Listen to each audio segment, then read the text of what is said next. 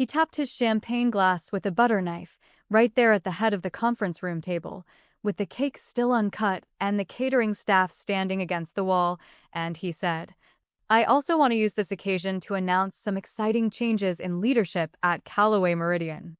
The room smelled like buttercream frosting and cut flowers and the particular staleness of a space that had been set up to feel celebratory and had instead become something else entirely. I was 30 years old. It was my birthday.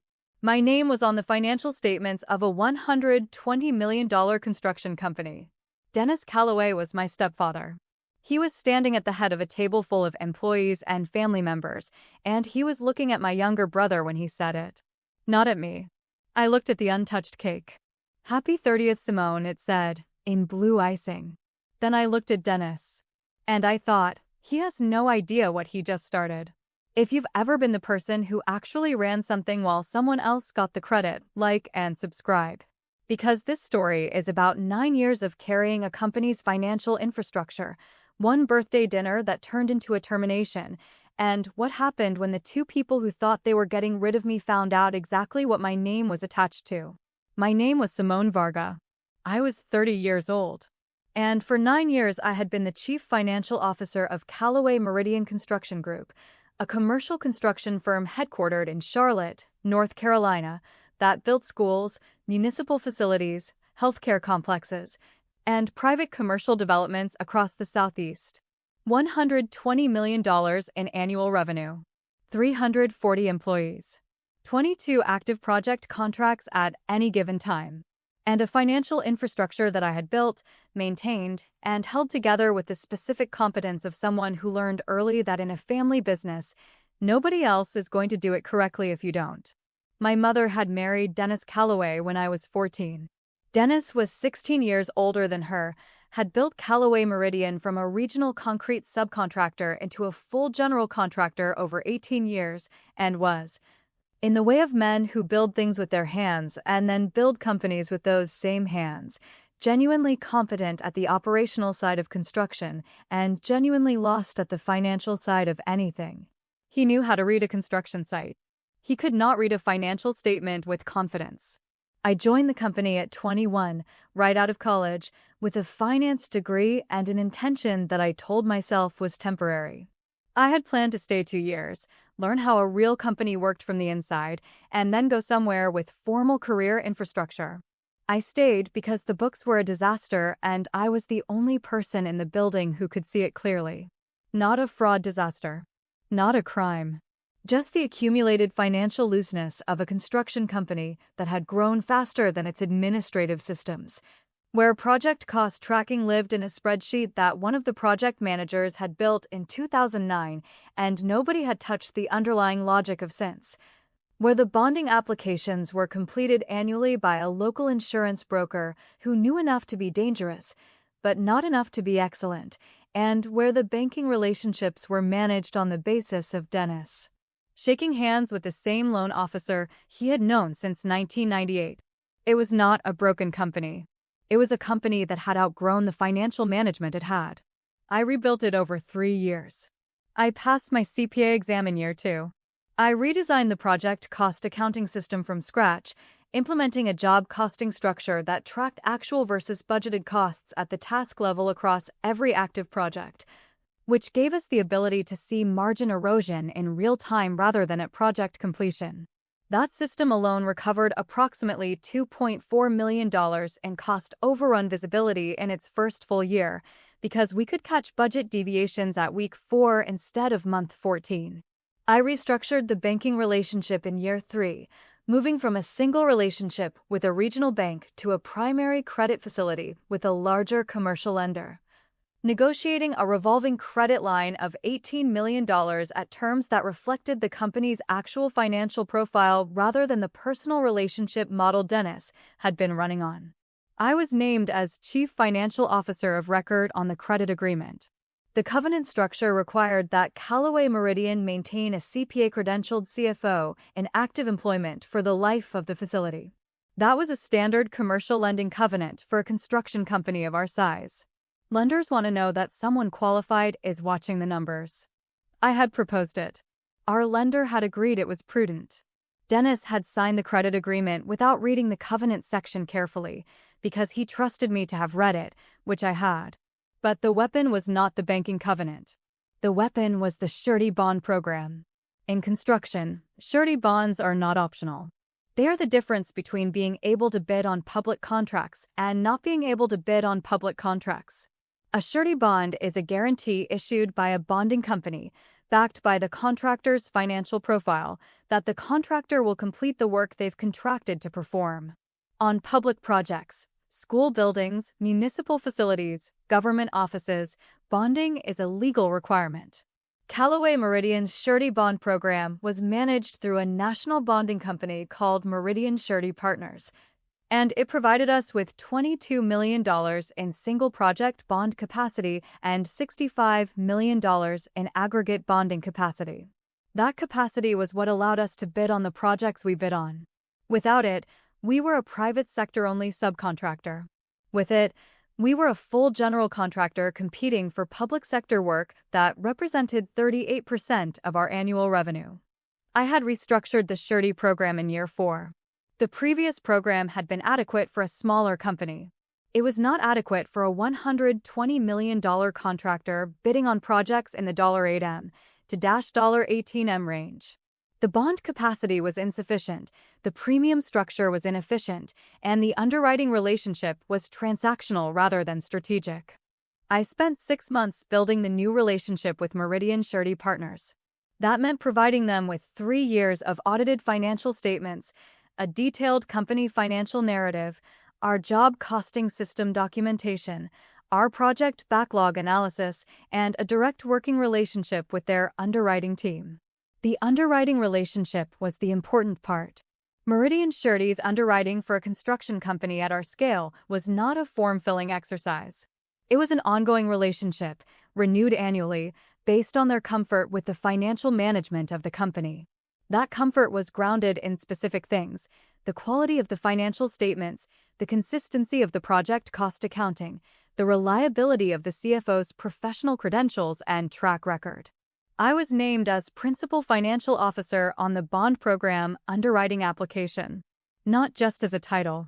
As the specific credentialed individual whose CPA license number, professional history, and financial management documentation were part of the underwriting basis for the bond program approval. The bond agreement contained a clause, Section 6(b), material change notification, that required Callaway Meridian to notify Meridian Surety Partners within 10 business days of any material change to the company's financial management structure, including departure of the principal financial officer. Upon notification, Meridian Surety had the right to review the bond program's continued terms, request replacement underwriting documentation for a successor PFO, or initiate a program review. Program review was the language that mattered. A program review meant the surety could suspend new bond issuance until the review was complete. No new bonds meant no new public project bids. No new public project bids meant 38% of Callaway Meridian's revenue stream went dark. I had not designed Section 6(b) to be a trap. I had proposed the material change notification clause because it was standard practice in sophisticated surety relationships, because it protected the bonding company's risk exposure, and because any competent CFO managing a construction company's surety program would have included it. Dennis had signed the surety master agreement, same as the credit agreement, without reading Section 6 carefully. He thought the bond program was an insurance product that renewed automatically. It was a financial relationship built on the credentialed competence of a specific named individual. The specific named individual was me. I want to give the full picture of 9 years before I tell you about the birthday. Year 5, I completed a full internal audit and restructured our project billing cycle, reducing average accounts receivable days outstanding from 67 to 41. That freed $3.1 million in working capital that had been sitting in the receivables pipeline. Year 6, I managed the acquisition of a smaller specialty subcontractor, a $4.2 million deal that Dennis had initiated, but which required 8 months of financial due diligence, deal structuring, and post-acquisition integration work. I ran all of it. Year 7, I negotiated the renewal of our $18 million credit facility at a 40 basis point rate reduction, which saved the company approximately $72,000 annually. Year 8. I managed a state tax audit that resulted in zero additional assessment. The audit had been triggered by a competitor's anonymous complaint about our project billing practices. I spent 4 months preparing the defense documentation. The state auditors closed it with a written commendation of our record-keeping. My salary in year 9 was $138,000. The company's net revenue was $120 million. The financial infrastructure I had built sat at the operational center of all of it. Dennis was not a cruel man. That's the thing about this kind of story that people misunderstand when they imagine it as villain versus hero. He was not cruel. He was a man who had built something with his hands and had, over 9 years, quietly transferred the financial complexity of that something to his stepdaughter without ever fully internalizing what that transfer meant. He thought he was managing me. What he was actually doing was depending on me. There is a specific kind of blindness that comes from mistaking competence for ease. If something runs well and the person running it doesn't complain, it is very easy to conclude that it doesn't require much. Dennis had watched me do this work for 9 years without crisis, without drama, without missed deadlines or failed audits or financial surprises, and he had concluded, somewhere along the way, that the work was not as difficult as it was. The culture before Ryan was not perfect.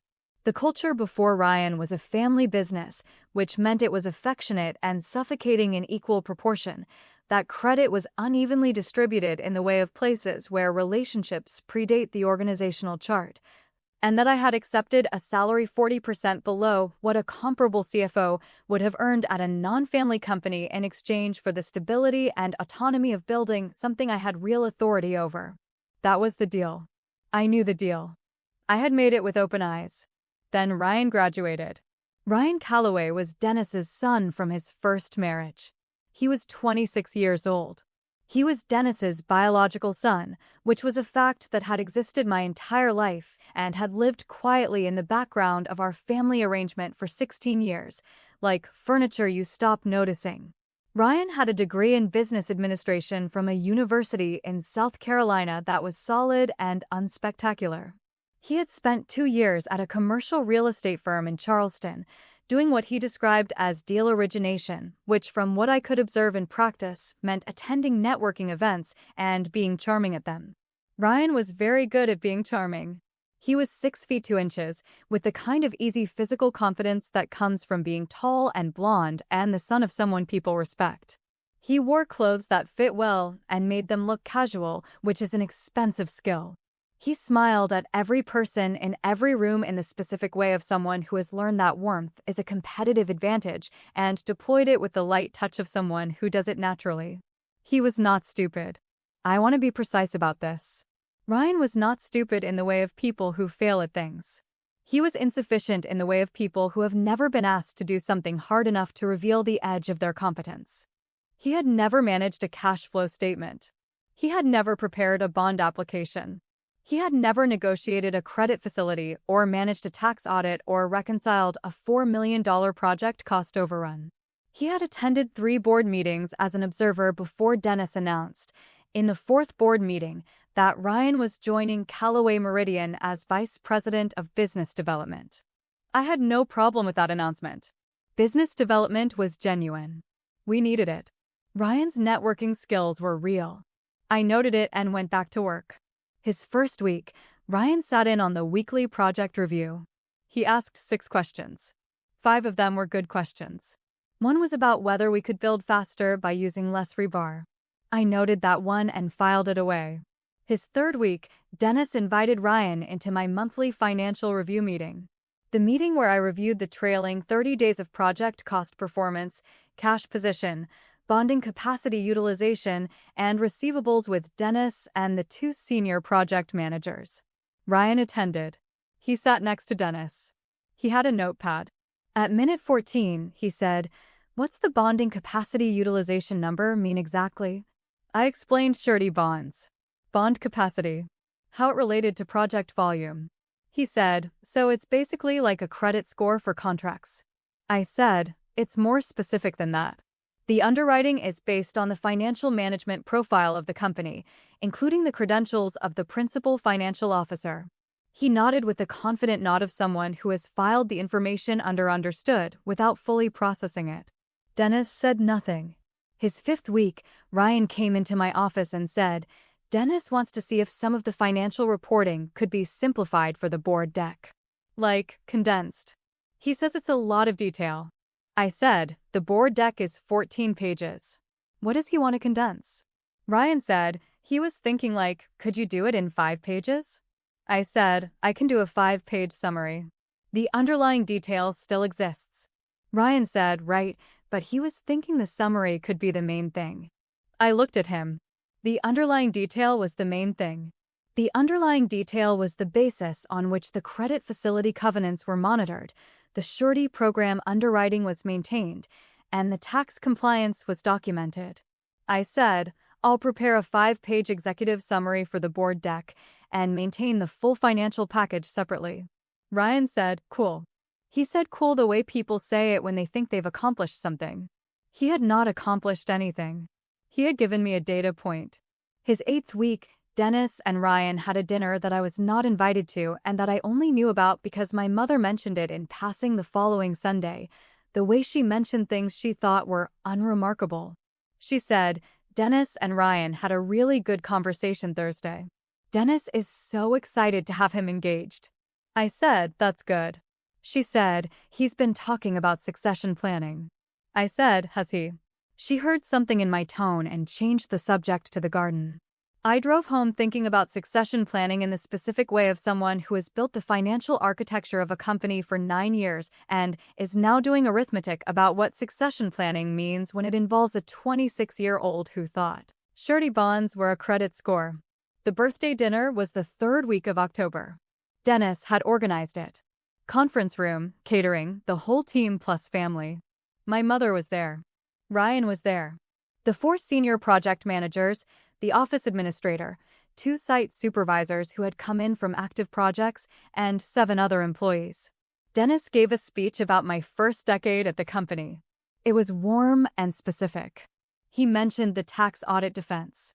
He mentioned the credit facility restructuring. He mentioned the acquisition. I sat at the table and listened and thought, he is saying this because he is about to do something he knows requires that foundation. Then he tapped the champagne glass. And he said the thing about exciting changes in leadership.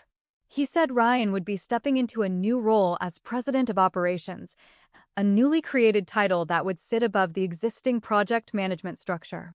He said the company needed a fresh, forward-looking vision for growth. He said Ryan brought energy and relationships and a new generation's perspective. Then he said, and as part of this transition, Simone's role as CFO will be restructured. She'll be moving into a financial consulting capacity, with Ryan taking over day-to-day financial oversight. Day-to-day financial oversight. Ryan, who had asked about rebar. The room was quiet in the specific way of rooms where people know something has happened that they are not sure how to respond to. My mother was looking at the centerpiece. The project managers were looking at the table. Ryan was looking at Dennis with the expression of a man who has been told a thing is going to happen and is watching it happen. I looked at Dennis. He met my eyes for exactly 2 seconds and looked away. I said, thank you, Dennis. Nothing else. No drama. No speech. No catch in my voice. I picked up my champagne glass, stood, and said, I'll need some time to review the transition terms. Excuse me. And I walked out. The hallway smelled like fresh drywall from the office renovation they had started last month. The overhead lights buzzed slightly, the specific hum of fluorescent lighting in a building that had been built in 1987 and never rewired. I walked to my office.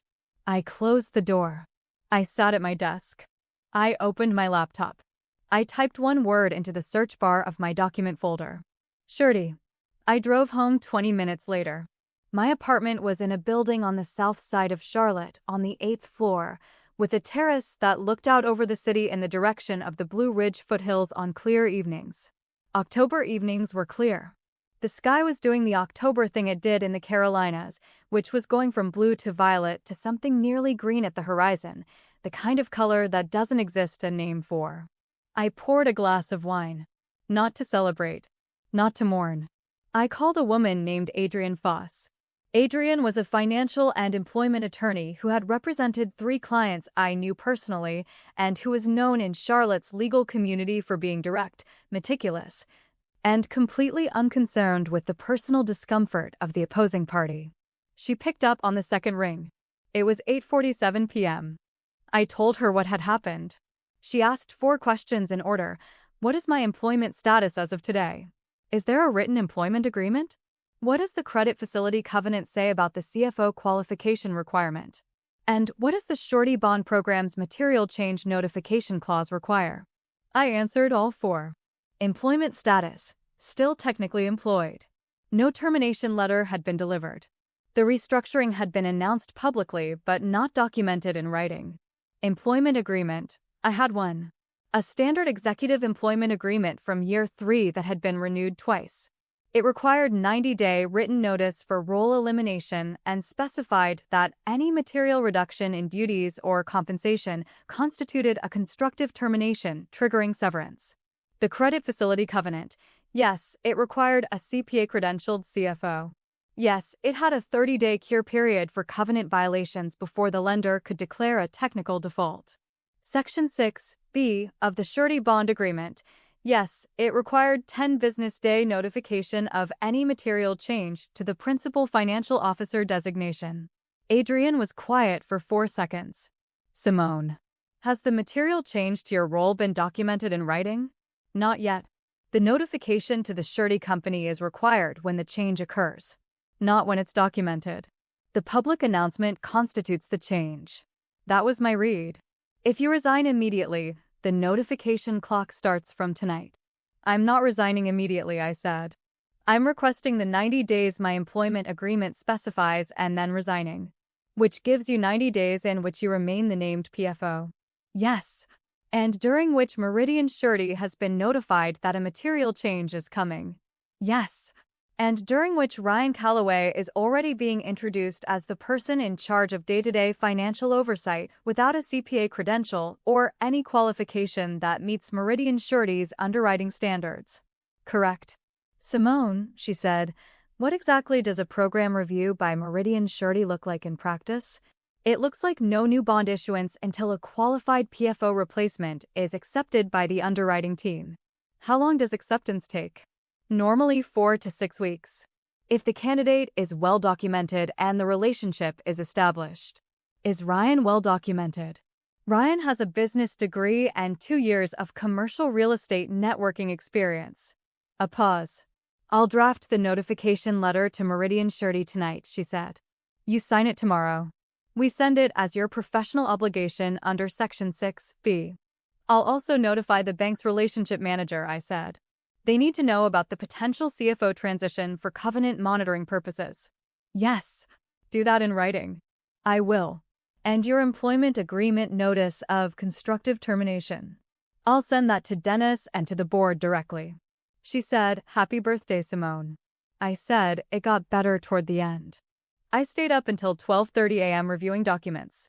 At 1 a.m., I watched the last 40 minutes of a documentary about the construction of the Golden Gate Bridge, which had been my habit since college. The specific pleasure of watching people build enormous things correctly in conditions that should have made it impossible. Then I went to sleep. I slept completely. The notification letter to Meridian Surety Partners went out at 9:15 a.m. the following morning. It was professional, precise, and factual. It stated that Callaway Meridian Construction Group had announced a material change to the principal financial officer designation, that the change had been publicly announced on the evening of October 18th, that Simone Varga, CPA, current named PFO, was providing notification per Section 6(b) as a professional obligation, and that no qualified successor PFO had been formally designated as of the date of the letter. I CC'd Adrienne. I retained a certified copy. Then I sent the written notice of constructive termination to Dennis, the board, and HR, per my employment agreement. Then I sent a professional courtesy email to our primary lending officer at Regency Commercial Bank, a careful man named Lawrence Petit, who had been our relationship banker for 4 years. informing him that a material change in the company's CFO function had been announced and that he should be aware for covenant monitoring purposes per the credit agreement. Lawrence replied within 22 minutes. He said, "Simone, thank you for the heads up. Per Section 14(c) of the credit agreement, we'll need to initiate a covenant compliance review. I'll reach out to Dennis directly. Please keep me informed of the transition timeline." I forwarded Lawrence's email to Adrian. She replied, "Perfect. Do not acknowledge any other communications without running them through me first." I made coffee. Strong. In the Chemex I kept at home, the one I used when I had time to let it go slowly. I stood at the kitchen window in my robe and watched the Charlotte morning come up gray and still and thought about nothing in particular. It was a Thursday. By Thursday afternoon, the first stage of the unraveling had already begun. Dennis called my personal cell at 11:14 a.m. I did not answer. Ryan called at 11:47 a.m. I did not answer. Our company's bond broker, a man named Greg Stein at Harmon and Stein Insurance, called at 1:02 p.m. I answered that one because Greg had done nothing wrong. He said, "Simone, I got a call from Laura Beckett at Meridian Surety this morning. She said they received a Section 6(b) notice. Can you tell me what's going on?" Laura Beckett was Meridian Surety's senior underwriter for our account. She had been our underwriting contact for 5 years. I said, "The company announced a material change to the CFO function. I notified Meridian per the contract terms." Greg said, "They've flagged the account for program review." Laura said they're suspending new bond issuance until they have clarity on the PFO succession. That's correct per the agreement. "Simone, we have 3 bonds that were scheduled to be issued this week. The Greenville County Education Facility, the Mecklenburg Parks Project, and the Durham Municipal Transit Hub. 3 bonds. Combined project value, $31.4 million. Those are pending then," I said. Greg said, "Pending review." Yes. A pause. "Dennis called me this morning too. He says this is a misunderstanding." "Greg," I said, "the Section 6(b) notification is a professional obligation. There's no misunderstanding about whether it was required." I know. Laura is going to want to talk to whoever the successor PFO is. That information isn't available from me," I said. "The company will need to provide that directly." I thanked Greg and ended the call. Thursday evening, Dennis sent an email to Adrian and copied me. The email described the Section 6(b) notification as premature and unauthorized. It said the restructuring was still being finalized. It said Simone's role had not been formally changed and that the birthday dinner announcement was informal and not yet binding. Not yet binding. I was named as principal financial officer on 14 active bond issuances and a $22 million program with a master agreement that had been signed by Dennis himself. The announcement at a company-wide event with 20 witnesses was not binding because Dennis had decided, after seeing the consequences, that it wasn't. Adrian replied to his email in 5 sentences. She noted that the announcement had been made publicly in front of approximately 20 employees and family members. She noted that the employment agreement's constructive termination clause was triggered by public announcement of material role reduction, not by subsequent written documentation. She noted that Section 6(b)'s notification obligation ran from the date of the material change event. She noted that Simone had fulfilled her professional obligations under both the bond agreement and the credit facility covenant. She noted that Dennis should direct further communications to her office. Dennis did not reply. Friday was stage 2. Lawrence Petit at Regency Commercial Bank sent a formal written notice to Dennis at 9 a.m. The notice stated that Regency had been informed of a potential material change to the CFO function and that, per Section 14(c) of the credit agreement, the bank was initiating a covenant compliance review. Pending the review, any draw requests on the revolving credit facility above $500,000 would require prior written CFO certification by a CPA-credentialed officer. Callaway Meridian had a $2.7 million draw request pending on the facility for project material purchases on 3 active jobs. The draw was now frozen pending CFO certification. The CFO certification had to come from a CPA.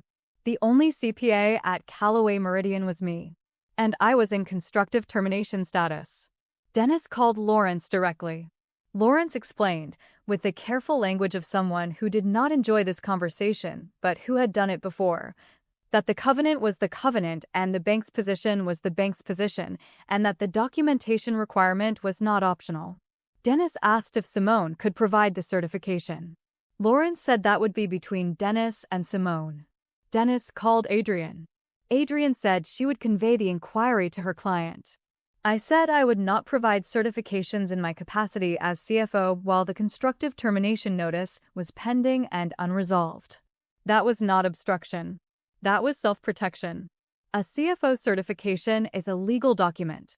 Signing one while in the middle of a constructive termination dispute that my employer was characterizing as a misunderstanding would have created significant professional risk for me. I was not willing to accept professional risk for a company that had publicly replaced me with someone who thought surety bonds were a credit score. Adrian relayed my position. Dennis said he needed a few days. By Friday afternoon, the 3 bond pending projects were all in hold status. The Greenville County Education Facility, $14.2 million contract. The general contractor of record was Callaway Meridian. The bond was required for the public contracting requirement.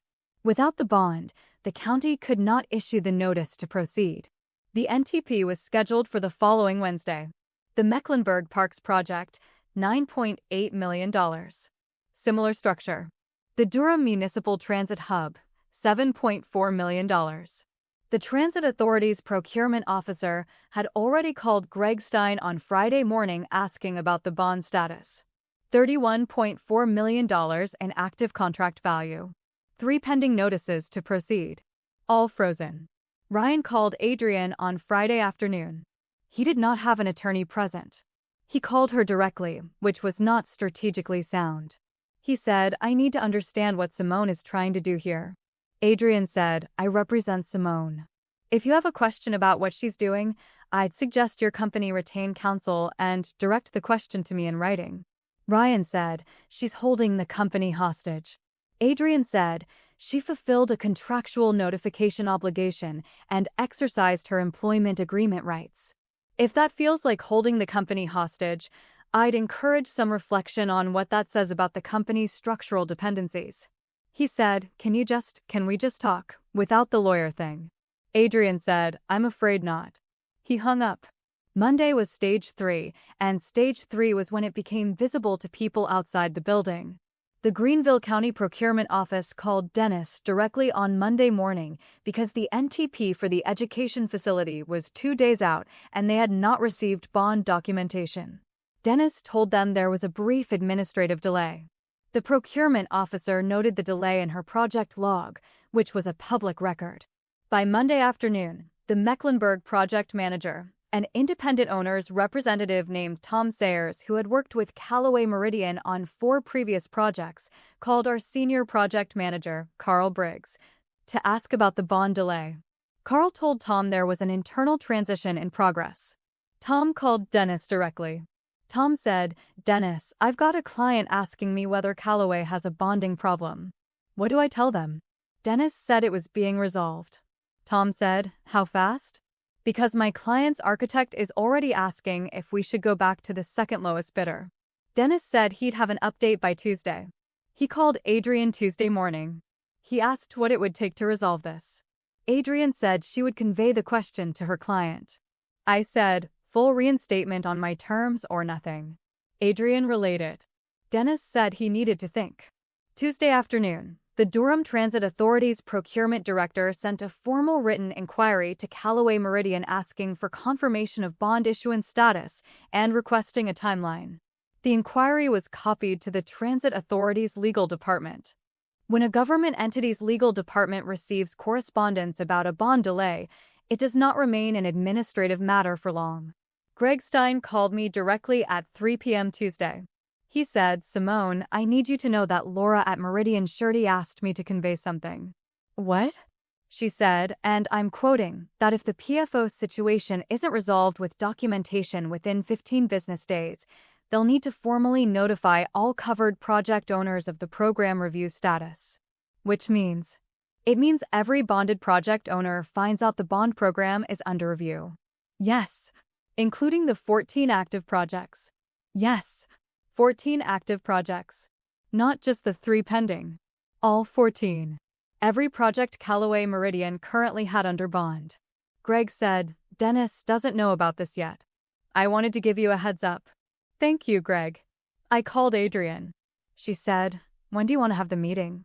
Thursday, I said. Neutral location. My terms or the 15-day clock keeps running. On Wednesday evening, Dennis called my mother. That was the thing I had been waiting for and had not wanted to happen. She called me at 7:15 p.m. and said, Simone, honey, Dennis is really frightened. Is there a way to fix this without? I said, Mom. She said, I know. I know he handled it badly. I said, he announced my termination at my birthday party in front of 20 people. Mom. At my birthday party. A silence. I know, she said. Quietly. I am fixing this.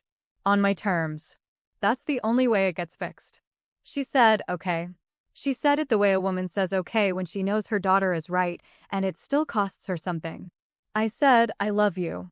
She said, I love you too. Be fair. I said, I always am. Thursday afternoon. A conference room at Adrian's law firm, which occupied the 9th floor of a building in uptown Charlotte that smelled like high-grade carpet and the specific temperature-controlled quiet of serious legal work. Dennis was there. He had brought his personal attorney, a man named Howard Belk who had handled his estate planning for 15 years and who was visibly uncomfortable with the complexity of the situation he had been handed. Ryan was there. He was wearing his usual well-fitted sport coat. He was not smiling.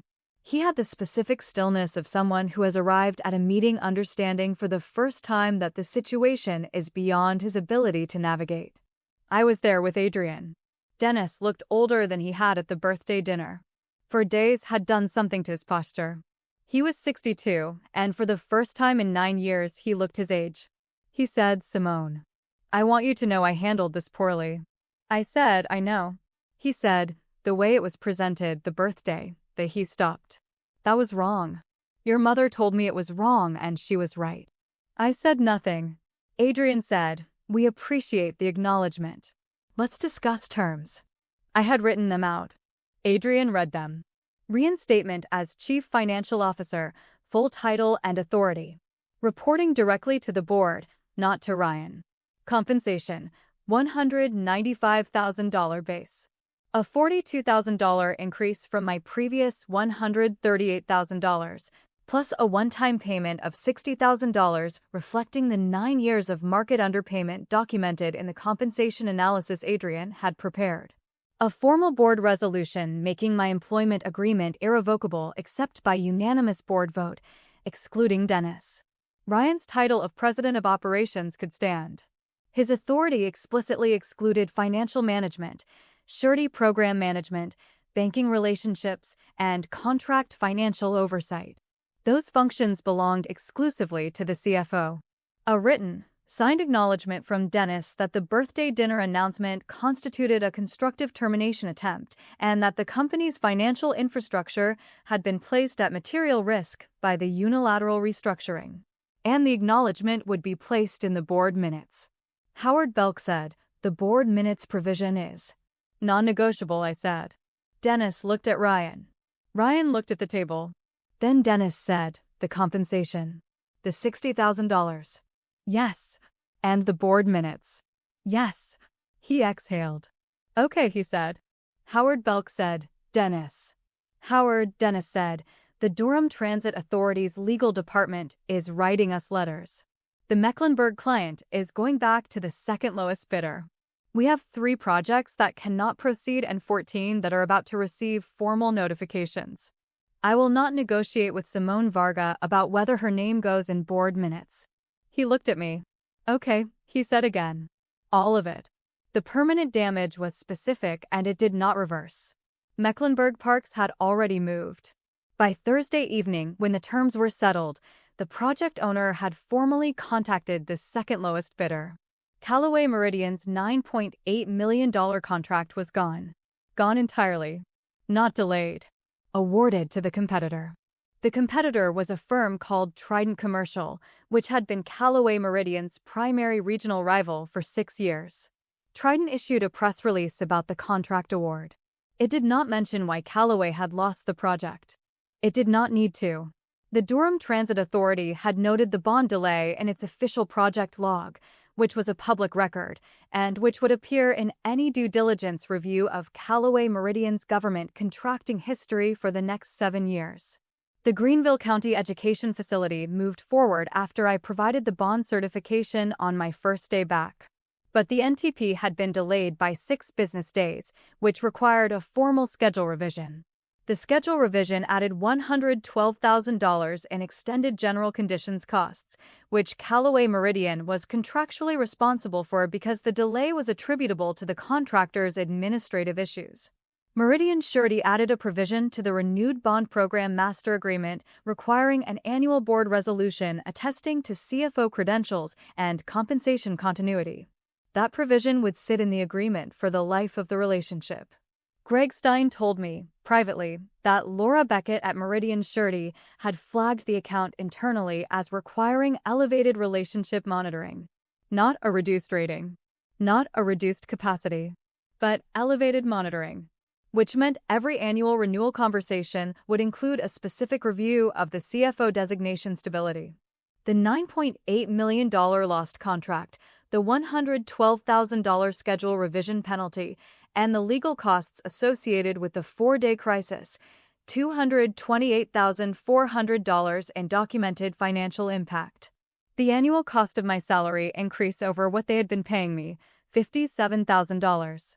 They had tried to eliminate the $57,000 by replacing me with someone unqualified. It cost them $228,400 in under a week. Plus 7 years of due diligence exposure. Plus the board minutes acknowledgement. Plus the irrevocable employment agreement. Plus the $60,000 retroactive payment. The math was what it was. My first 6 months after reinstatement were the most focused work of my career. I formalized the CPA succession structure, beginning the process of identifying and hiring a director of financial operations who would pursue CPA certification and be formally co-designated as backup PFO with Meridian Surety. The succession plan was documented, approved by the board, and filed with both the surety and the bank. That process took 5 months to complete. The hire was a woman named Petra Okonkwo, 34, who had 6 years of construction accounting experience and was 8 months from completing her CPA examination. I spent 4 months mentoring her examination preparation. She passed in spring. When she passed, I updated the Meridian Surety PFO documentation to include her as co-PFO. Laura Beckett sent a formal note to Greg Stein acknowledging the documentation as best practice succession planning. Greg forwarded it to me. I filed it next to the Section 6B notification letter from October. Ryan remained as president of operations. He was, in that scope, functional. He brought in 2 business development relationships in the first year that resulted in projects totaling $18 million. He was good at the thing he was good at. He did not cross into financial management again. He and I arrived at a professional equilibrium that was not warm but was workable. Dennis retired at 64. He sold his ownership stake to the board in a structured buyout. His retirement announcement included a paragraph specifically naming my contributions to the company's financial architecture. He wrote it himself. I know because Howard Belk told Adrian, who told me, that Dennis had drafted the paragraph 4 times before he got it right. That mattered to me more than I expected it to. About 14 months after reinstatement, I was in my office on a Tuesday afternoon doing a quarterly surety capacity review when my phone buzzed with a LinkedIn notification. An industry publication had posted an article. The headline was, Surety Bond Succession Planning, Why Named Principal Financial Officers Are Your Company's Most Undervalued Risk Asset. The article was written by Laura Beckett at Meridian Surety Partners. It did not mention Callaway Meridian by name. It mentioned, in the 3rd paragraph, that a recent case study in the Southeast construction market had illustrated how the absence of a documented PFO succession plan could expose a $100 million plus contractor to simultaneous bond program review, credit facility covenant flags, and contract loss within 10 business days. 10 business days. I put my phone face down on the desk. Outside my window, Charlotte was doing what Charlotte does in December, which is put on a clean cold sky and the particular winter light that turns the office towers across the city the color of something almost warm. I thought about 9 years. The financial statements I had rebuilt. The audit I had defended. The surety program I had structured. The credit facility I had negotiated. The Section 6(b) clause I had written into a master agreement because it was the correct thing to write, because sound financial management is specific and contractual and should be documented in writing. And because nobody else in the building was going to do it if I didn't.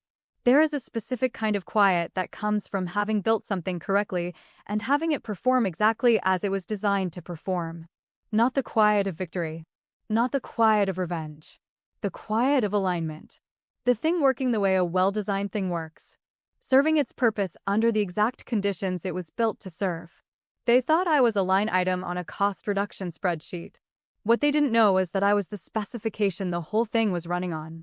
Every financial structure either has someone like that or it has the version of someone like that, the person who read the covenant language, who wrote the succession clause, who knew what the bond agreement required and showed up and handled it for 9 years without drama and without ever once needing to be asked twice. The birthday dinner told me what I needed to know about what they thought I was. The 10 days after told them what they needed to know about what I actually was.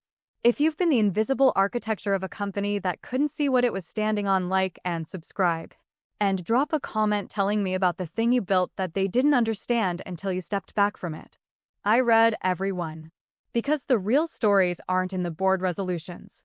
They're in the 9 years of quiet competence that came before the moment someone decided to find out what they had. And then found out.